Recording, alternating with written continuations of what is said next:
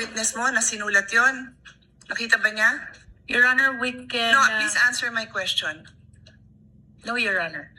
Oh, the next manner of authenticating by evidence of the genuineness of the signature or handwriting of the maker. The defense said ni walang original signature doon. Do you disagree with that? We don't, Your Honor. Okay, and the third, by other evidence showing its due execution and authenticity, did you provide? No, Your Honor. Okay, so simple lang, Mr. Presiding Officer. They're trying to prove something by showing a document that any law student, even yung mga kababayan natin na nakikinig na ngayon na ang dami ng alam sa procedure, will tell you na hindi acceptable yon. Nakita ba ng witness mo na sinulat yon? Nakita ba niya?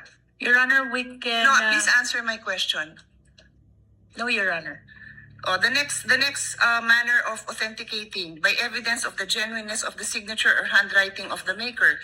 The defense said ni walang original signature doon.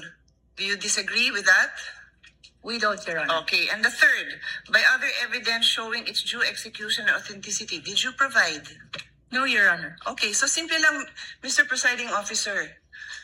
They're trying to prove something by showing a document that any law student, even yung mga kababayan natin na nakikinig na ngayon na ang dami ng alam sa procedure, will tell you na hindi acceptable yon. Nakita